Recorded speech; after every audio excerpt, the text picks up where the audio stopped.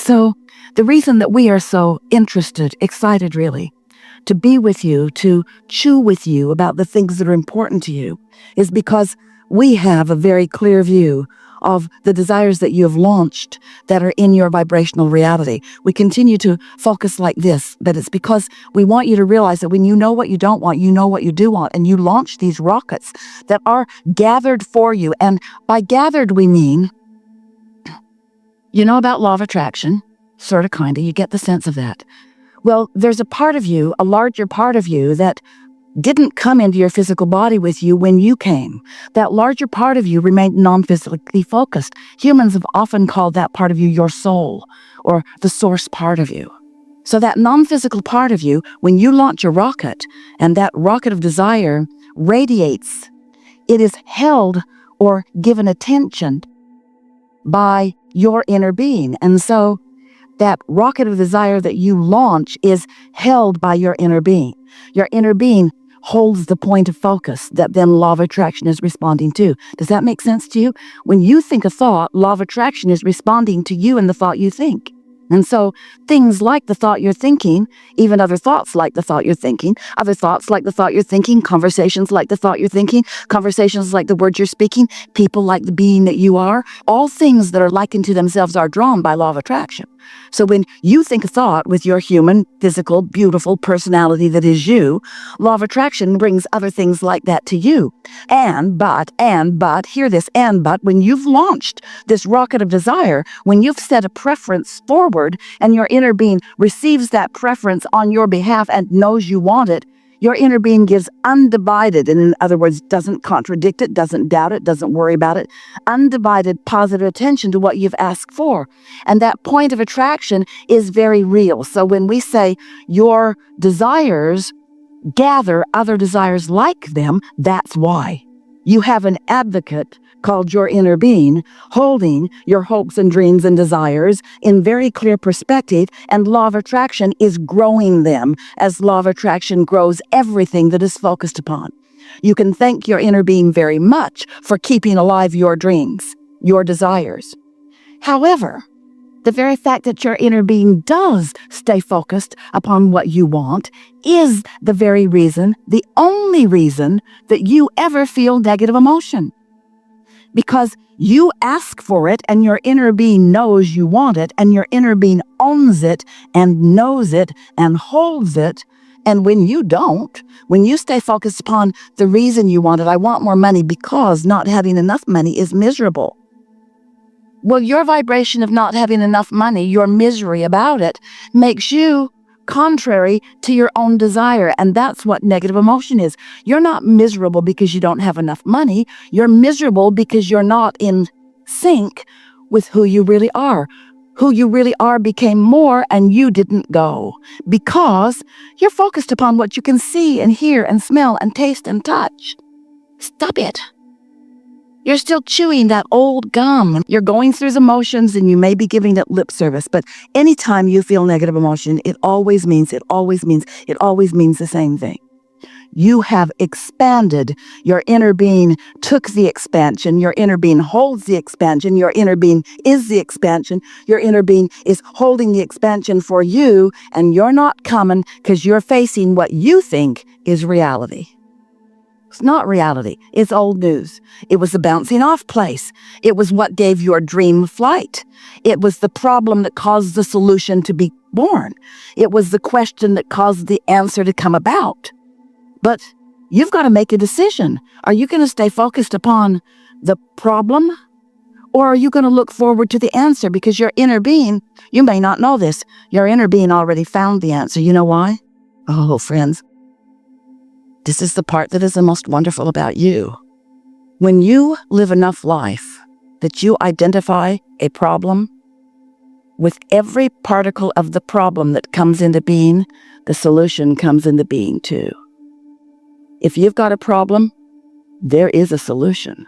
The question is, are you going toward the solution, or are you still defending or justifying the solution by hammering away on the problem? I really need it. You learned that from your mother because she often wouldn't give up the goods until you pleaded a really needy case. But I really need it. I might die. I'm suffering so. And so she gave you a flawed premise. She helped you to believe that if you were able to justify your unhappiness in a strong enough way, but then someone would come in and would provide the solution. But that is not how the universe works, and those solutions are puny in comparison to the solutions that are in your vortex that you have access to in the moment that you understand that a problem and a solution are very different vibrations, but that when you have launched the solution because you have activated the problem, that you could move right to the solution if you just knew that you could. And so that's what we're going to be talking about today. What are you giving your attention to? What's active in you? How do you spend your day? How are you fostering your point of attraction? Do you watch the news? Is that what makes up the bulk of what you offer vibrationally? Are you pushing against lots of things? If you are, that's not good for you, because when you shout no at something, the universe gives you more of it. And it's not because the universe is unkind, it's because there's no such thing as no in an attraction-based, inclusive-based universe. When you look at something you want and you shout, yes, yes, yes, yes, yes, in time you become a vibrational match to what you're saying yes to, and it flows to you. But when you see something and you shout, no, no, no, no, no, in time, you become a vibrational match to it. And this thing that you're shouting no at the most comes to you. And the reason that you feel your misery or discomfort is because your inner being is not shouting anything at what you don't want. Your inner being is giving no attention to what you don't want, because your inner being understands how law of attraction works. And we want you to too. But it's going to require you seeing yourself differently than you have been. You've got to begin seeing yourself more as a vibrational being, more as someone who radiates a vibrational signal that is being answered, just like tuning your tuner in your radio in your car. There's a broadcasting tower or a broadcasting satellite, there's a broadcasting something, and you got to tune into it. And your inner being is broadcasting a very clear signal to you about everything that you want. The question is, can you hear it? So that's what we'll talk about. Talk about how you can get into that receiving mode, how you can set your tuner so that you can be in the receptive mode of what you're asking for, not the receptive mode of the problem. Esther, since we have been talking about this so much lately, Esther asks herself 100 or more times a day, as a thought comes to her, okay, what receiving mode am I in? What receiving mode am I in? Because your receiver's always on. It's always on. So did this thought come to me because I've been worried about something, because I've been focused upon the problem? Was this a response to my problem activation? Or am I in the receiving mode of a solution? And the thing that is so wonderful, that if you can hear it right now, it's going to set you free. The thing that is so wonderful about this understanding is that when you are in the receptive mode of the solution that you are looking for, usually there are no thoughts in your mind when the thought comes. It sort of just comes to you from a state of meditation or from a state of appreciation. It comes to you when you're driving and basking, or when you're bathing and basking, or when you're walking and basking. It comes to you right out of your sleep before you've had an opportunity to get anything else going, because this solution is known by your inner being. And it has nothing to do with the problem that you've been hammering, with the problem that you've been focused upon.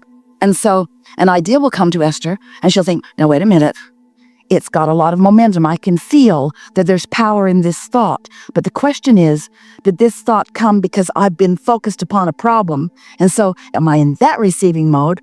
Or was I in a blissful place of receiving where my inner being is offering me a new thought and giving me a new opportunity to have a new jump start into this? Did you follow that? When you quiet your mind through meditation, you stop all thought, which means you stop all resistant thought. And then when a thought occurs to you, at the end of your meditation, or even during meditation, or even following meditation. When a thought occurs to you, once your own mind has deactivated that receptive mode. You following what we're getting at? For example, let's say that you have 40 acres in Texas. That's what Esther has. And let's say that a lot of it is natural, wild and woolly.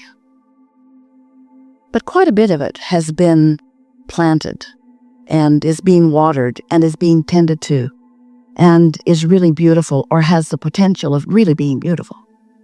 And you have some new gardeners who cost a lot of money and show up on a regular basis and make a mess.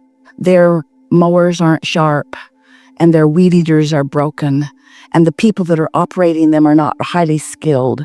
And so they just do a sort of hack job on it. And you walk through and you see it and you go, yikes. And then you get a thought. I think I will look for a new gardener. Now, what receptive mode do you think you were in? Do you think you have access to the very best gardeners around? Or do you think that what you're witnessing, while it's valid and real and true, has you in a receptive mode of getting another one just like this one? And here's the thing that's so wonderful. If you're not sure, hire them and find out. Now, some might think that the solution to this is to go out there and look at something that doesn't look good, and then know what you don't want, so know what you do want. So you say, I really don't like that they went through the opening that is so beautiful, and they brushed all the little succulents and knocked several of them on the ground and just left them there. And what I want is someone who doesn't do that. You might think that that's the other end of that stick, but it isn't. You could talk all day about the improvement that you seek based upon what you've been looking at, and you're not in the receptive mode of what you really want. You're in the receptive mode of more of the same. More of the same. Can you hear it? But step 1, step 2, step 3. Step 1 is you ask. Oh, you ask. Contrast causes you to ask. Step 2 is it's in the vortex. Your solution is already formulating because you ask and your inner being, source, is on it. Step 3 is you got to get in the receptive mode where you let what source has gathered for you into your experience. So the solution to that improvement isn't beating the bushes for someone that's better. It isn't asking for resumes and going down lists. It isn't giving them the 3rd degree. Is your mower sharp? Do you know how to use a weed eater? Do you have eyes in your head? Can you see when there's a mess? 3rd degree doesn't work. So since you've already done step 1, and since step 2 is already done, step 3 is get your mind off of it. You've already done your work. You've asked and it's been answered. Now go do something else.